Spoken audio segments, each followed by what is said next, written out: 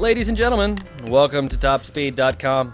I'm Christian Moe, and today we're going to take a look at Grid Autosport, the newest racing game from Codemasters. If you're unfamiliar with Grid, it's a game that sort of tries to toe the line between realism and fun, that splits the difference between something like Gran Turismo or Forza and something like Need for Speed. So it's not quite as difficult to play as a simulation racer, and it's not quite as laughably easy as Need for Speed. So here on the main menu, we have a couple of things that we can do. So we have our main career mode, we have online play, we have custom cups, you can create custom races, you can do a split screen race, there are options, you can get online and download DLC after the game comes out, or you can exit the game. In our online mode, you've got multiplayer, you have your specific cars, your challenges, and your RaceNet Club, which I can't access any of that because this is the beta edition of the game. For Custom Cup, you can create your own races, and this is a good way to get used to what kind of cars there are. So we have the touring car discipline, street racing, tuners, and for tuner there is modified or the drift racing. For open wheel, endurance, we go back to the touring car. For street racing, there's hot hatch or coupe. So currently the BRZ you see up there is for the coupe class. You may notice that the graphics on this don't look incredibly sharp. This is still a beta build, and Codemasters says that the graphics will actually get better.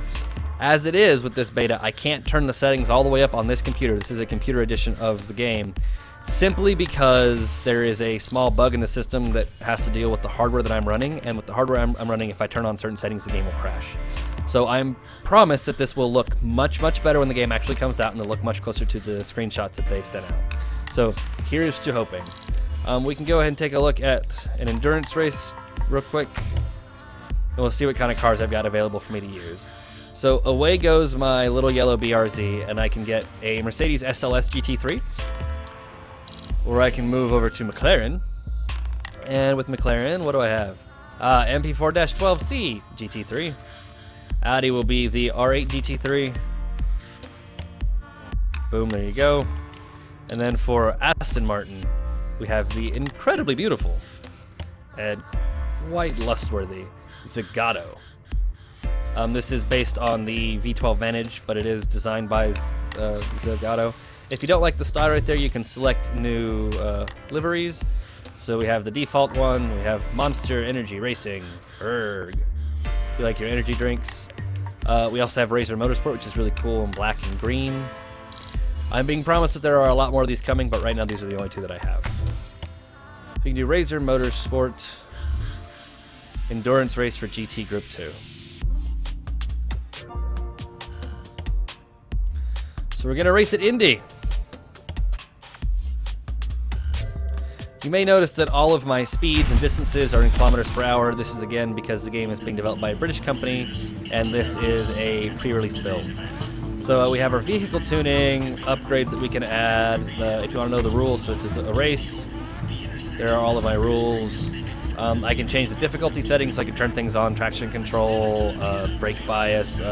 There's a racing line in the game, you can turn that on or off. You have your standard options, or you can quit out the match. We'll go ahead and do part of a lap here so you can see the cars in action and hear the sound of all these motors, and then we'll call this an end.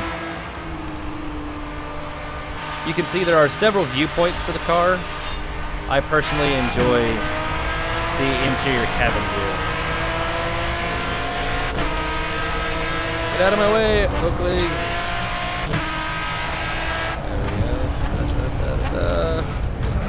Everyone wants to crash all of the time in this game. Go around the outside.